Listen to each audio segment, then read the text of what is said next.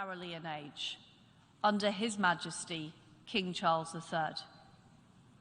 We want this era to be one of hope and progress, one in which we defend the values of individual liberty, self-determination, and equality before the law. One in which we ensure that freedom and democracy prevail for all people, and one in which we deliver on the commitments that Her late Majesty the Queen made here 65 years ago.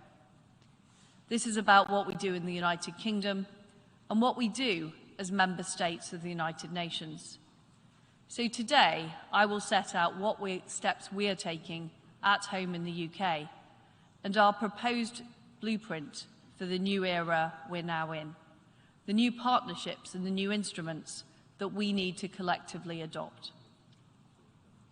Our commitment to hope and progress must begin at home, in the lives of each of every citizen that we serve. Our strength as a nation comes from the strong foundations of freedom and democracy. Democracy gives people the right to choose their own path, and it evolves to reflect the aspirations of citizens.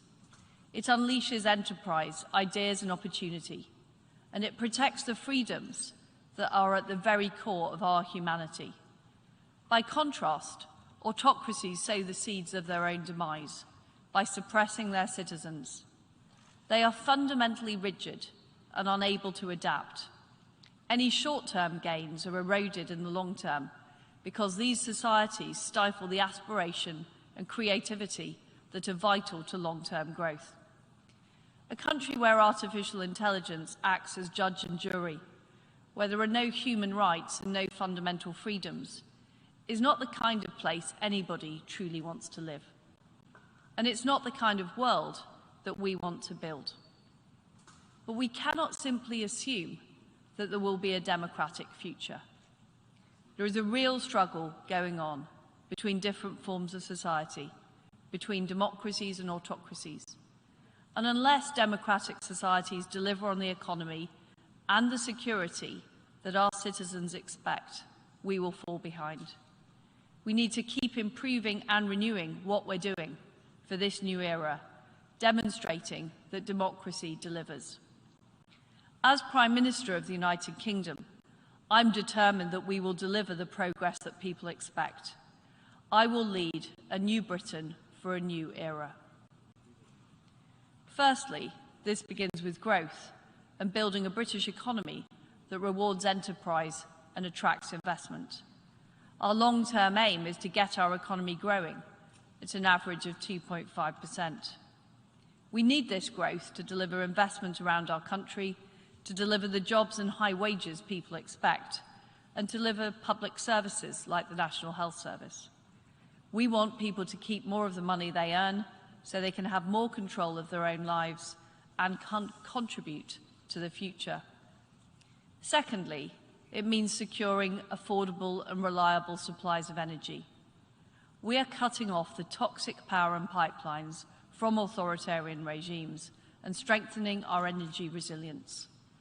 We will ensure that we can't be coerced or harmed by the reckless actions of rogue actors abroad. And we will transition to a future based on renewable and nuclear energy, while ensuring the gas used during that transition is from reliable sources, including our own North Sea production. We will be a net energy exporter by 2040. Thirdly, we're safeguarding the security of our economy, the supply chains, the critical minerals, the food, the technology that drive growth and protect the lives and health of people. We won't be strategically dependent on those who seek to weaponize the global economy. Instead, we're reforming our economy to get Britain moving, and we want to work with our allies so we can all move forward together. The free world needs this economic strength and resilience to push back against authoritarian aggression and win this new era of strategic competition. We must do this together. So we are building new partnerships around the world. We're fortifying our deep security alliances in Europe and beyond through NATO and the Joint Expeditionary Force. We're deepening our links with fellow democracies like India, Israel, Indonesia, and South Africa. We're building new security ties with friends in the Indo-Pacific and the Gulf. We've shown leadership on free and fair trade, striking trade agreements with Australia, New Zealand, and Japan, and many others. And we're in the process of acceding to the Trans-Pacific Partnership.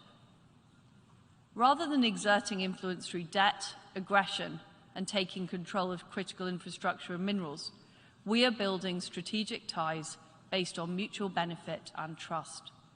And we're deepening partnerships like the G7 and the Commonwealth. We must also collectively extend the hand of friendship to those parts of the world that have too often been left behind and left vulnerable to global challenges. Whether it's the Pacific or Caribbean island states dealing with the impact of climate change, or the Western Balkans dealing with persistent threats to their stability. The UK is providing funding, using the might of the City of London and our security capabilities to provide better alternatives than those offered by malign regimes. The resolute international response to Ukraine has shown how we can deliver decisive collective action. The response has been built on partnerships and alliances, and also on being prepared to use new instruments, unprecedented sanctions, diplomatic action, and rapid military support.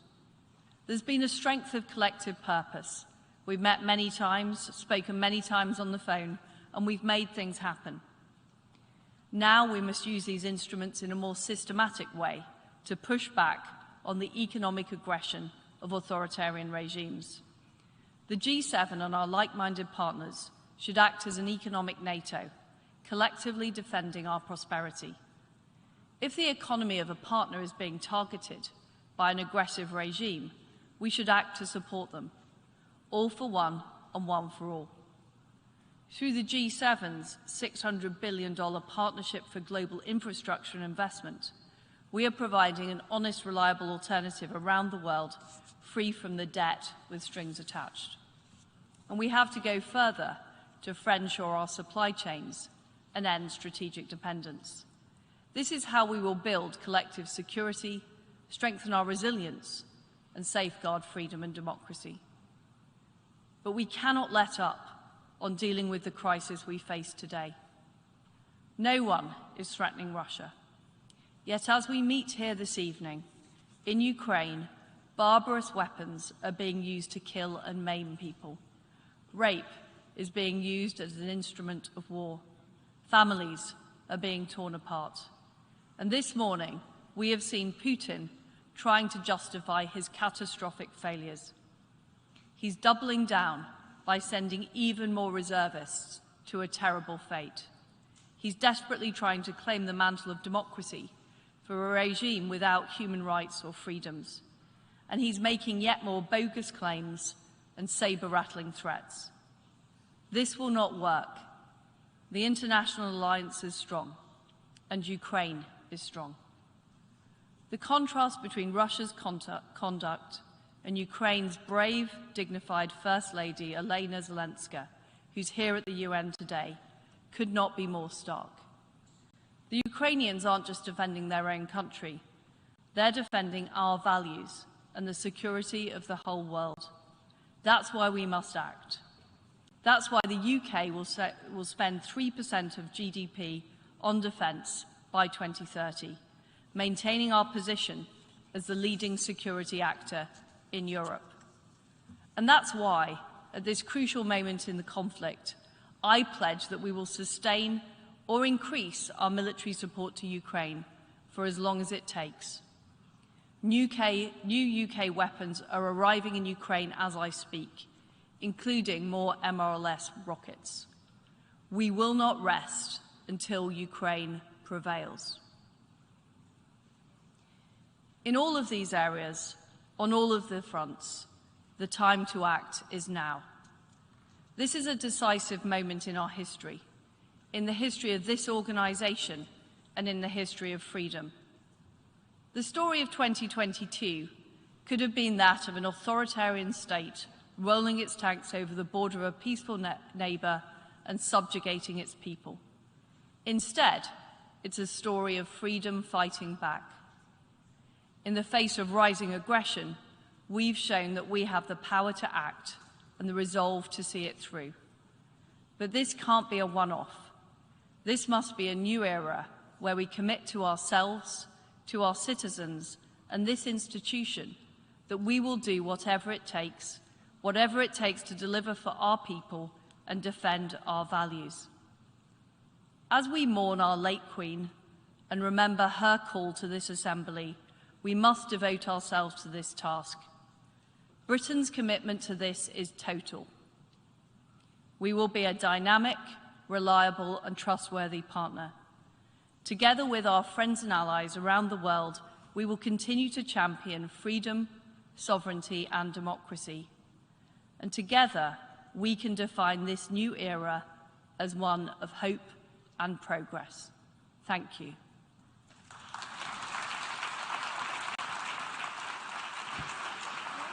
On behalf of the Assembly, I wish to thank the Prime Minister and First Lord of the Treasury.